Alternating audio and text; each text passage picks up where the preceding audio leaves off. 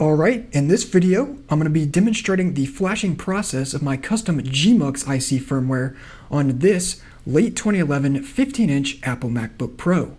Now, for those of you who aren't aware, these machines are widely known to have a defective AMD Radeon HD 6000 series video chipset, which causes premature failure of these machines. So basically what happens is, just under normal operating conditions, the GPU chipset will actually just start to fail. And this can happen completely randomly. Usually it does happen quicker when you're taxing the machine heavily, but most of the time it'll just happen anytime under normal circumstances. And of course that is an issue with this system right here, and the problem affects all 2011 15-inch and 17-inch Apple MacBook Pros. So with that, I'm going to go ahead and power on the machine here and show you what this defect looks like and how it affects the system. So we'll go ahead and power the system on here. I'm going to hold down the Option key so it goes into the boot menu, and that way we can see an image on the display. Alright, so as you can see here, the display looks quite garbled and corrupted. You can see there's a weird section on this side, and if you look closely, there are a bunch of lines and there were quite a few dots on the screen. But now that the drive icons have shown up here, you can see how corrupt the image actually is. You can see there's this weird effect going on here, there's all this tearing going on, and of course the lines on the display. Now of course when I boot into OS X, it will actually not be able to boot successfully and just either kernel panic or just freeze at a white screen. So I'm going to go ahead and boot the system up here and show you what it does. I'm going to boot in verbose mode here just so we can get an idea of what's going on in the background. As you can see, this screen is actually supposed to be completely black, but it basically looks blue with this defective GPU. So go ahead and wait for it to boot up here.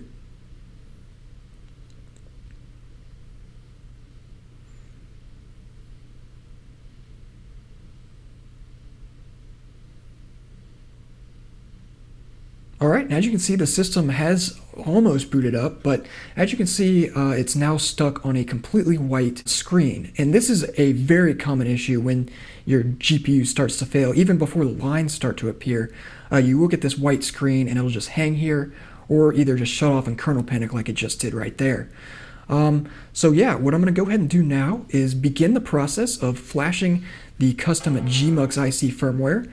And essentially what's going to happen when this firmware is applied is your dedicated video card, your AMD Radeon card, will have all power cut from it, so it will not produce any extra heat, and it will not drain your battery unnecessarily, and it will also, of course, not be active in any way whatsoever. Now, once the gMux IC firmware is flashed on the system will then only use the integrated Intel HD Graphics 3000. And of course, that being integrated to the PCH of this machine will never have any issues like the dedicated graphics card. So before we get started, there are a few things you're going to want to be aware of. First off, the external display port, the Thunderbolt port on the side of the machine, is wired directly to the dedicated graphics chipset. Therefore, once the firmware is applied, the external display output will no longer function. A second thing is, currently the firmware does not support backlight brightness control, meaning that once flashed, your system will remain at full brightness all the time. Now with that said, I am actually currently working on resolving that issue. We are making some decent progress on that. So pretty soon here, the custom gMux IC firmware will allow full functionality of your system other than the external display output. So with that, let's go ahead and get started with flashing the custom gMux IC firmware. So to begin, you're going to need one extra piece of hardware in order to perform this flash, and that is this. This is a special Lattice HW USBN 2A ICSP JTAG programmer. And essentially what this is it is designed to flash Lattice FPGAs. For those of you who are unaware, the gMux IC in these machines is actually an off-the-shelf Lattice FPGA, and therefore can be reprogrammed somewhat easily with the proper knowledge, of course. So I have written a custom firmware that I've been mentioning. I actually wrote that completely from scratch, and it is entirely my own implementation. So in order to perform this flash for yourself, you're going to need a couple programs and a Windows machine. So I've got a Windows machine right here, as you can see, with the custom DeMux flashing program that I've written open right here. Now, we do charge $20 for each flash on this because it was just, I figured charging for something like this would be worth doing just because I put quite a lot of hours into developing this, and it is quite a good solution for the repair of these machines. So with that said, the first thing you're going to want to do is get your Windows machine fully set up with the DeMux program. So in order to do that, you're going to want to go over to our website here, which is computeco.de/DeMux, which of course I will put a link to in the video description. So this has all the resources you're going to need to perform this flash. So the first thing I would recommend you install is this Microsoft Visual C++ binary here. Now some machines don't need this, but most do. So even if yours may not, I would still recommend installing it just to avoid any issues. Now the second thing you're going to need is the DeMux software and driver, which you can download right here in the download section. Just select Windows 64-bit right here, and the DeMux software will be downloaded. So now that that has completed, we're going to go ahead and extract it here. And inside the folder, you will find both the DeMux flashing executable and a folder labeled drivers. So you're going to want to install these drivers before you start. So you're going to want to right click on the exe right here and select Run as Administrator. So just head and select Yes on this. And on this screen, you're going to want to select All Drivers and select Install. And I've already got the drivers installed, so it's warning me that they're already installed, but we're going to go ahead and do it again. So it says you want to plug in your ICSP programmer, so we're going to go ahead and do that. I'm going to go ahead and plug it into the side of the machine, to the USB port. And once it's plugged in, you should see a amber LED show on the programmer. So go ahead and set it aside here, press Yes on the driver installer, and just wait until the driver installation is completed. So once that's done, you can go ahead and close out of that and open the DeMux flashing utility. So now with that open, the next thing you're going to do is purchase a license key. Now, like I said, license keys cost $20 a piece, and they are good for flashing one singular machine. So once you've purchased your license key, you're going to want to go ahead and paste it in the section that says license up here. So go ahead and do that. You can just press Ctrl-V and select Apply. Now, when applying a license, keep note that a license can only be used on one machine. So once you enter the license and apply it using this program, it is now locked to this machine and cannot be used on any other system.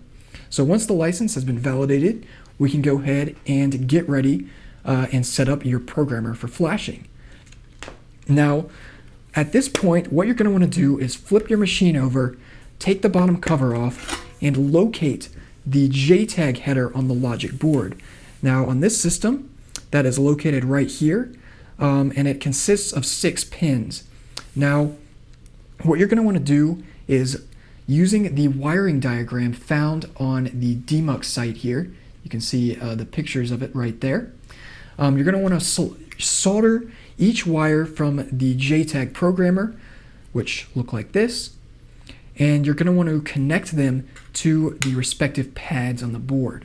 Now, I've actually created a custom pogo pin connector, as you can see right here, and that actually allows me to connect it without soldering the wires. So for the purposes of this video, I am going to be using this connector, and while these aren't for sale yet, they will be very soon. So using this, you're going to want to carefully align the pins on the board with each of the 6 pads right here. So you're going to want to go ahead and just look at them very closely and fully depress the pogo pins like so. So those are in the correct position. So once you've gotten your wires connected, The next thing you're going to want to do is disconnect the hard drive of the system. So in that case, I'm just going to pull this little plug right here. So you can see it's just a flat flex ribbon. Just unplug it right there, and that prevents your system from booting into an operating system while we're doing the flashing, because doing so will cause the flashing to fail. So once your wires are connected and your programmer is plugged in, you're going to want to plug the system into power. So I'm going to go ahead and do that. And now you're going to want to wait for the amber LED on your programmer to turn green. And this will happen once the system is in a fully stable powered on state. So take a look at the LED there. So you can see it is green now. And that is what you want to see before beginning the flashing process. And as you can hear, the machine has actually just booted up, and it is now on the flashing question mark screen, which is exactly what you want. So now going back over to the computer, with your license key entered into the DeMux flashing utility, you're going to want to now go ahead and press the Flash gMux button. So it'll go ahead and begin the process. It'll start by downloading the latest revision of the DeMux firmware from the server and flash it onto the board. Now if you see this message, you can just go ahead and close it. And now it is flashing the gMux IC. Now as you can see, it did fail there. The wiring can be finicky at times. A failure is completely normal. And you can continue using your license key as many times as you need to achieve a successful flash. So I'm going to go ahead and check my wiring again here, make sure everything is solid, and press the button again. And this can take a few tries, so just be patient. Go ahead and close this.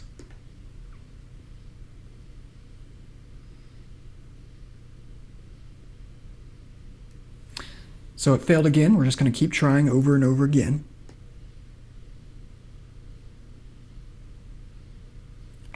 All right, and as you can see, the flashing was successful. So we can see it says license used up in the license status here. And if we go ahead and take a look at the screen on the machine, it should now be off. So as you can see, the screen is off. So now what we're going to want to do is go ahead and unplug the machine from power. You can go ahead and plug your hard drive back in. Put the bottom pan back on the machine so we can go ahead and flip it back over. And we will now see if it worked. Go ahead and plug it in. Let the system boot up.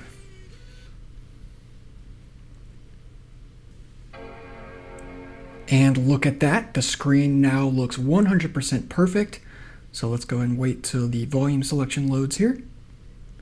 And look at that, perfectly clear, no more lines, no more artifacting, no more tearing. Now let's go ahead and boot into a copy of Mac OS.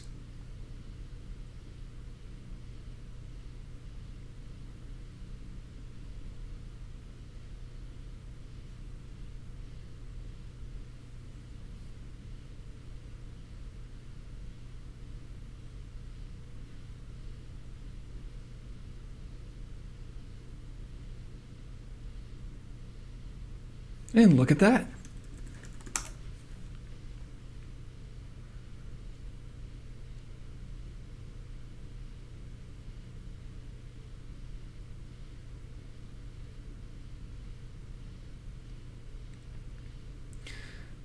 So now, let's go head up and go to About This Mac and check the system info.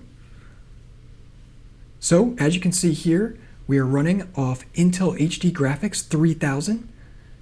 So let's go ahead into the system profiler here. Go to Graphics and Displays. And as you can see here, only the Intel HD Graphics 3000 GPU is detected. The AMD video card is not listed here and is not in use whatsoever.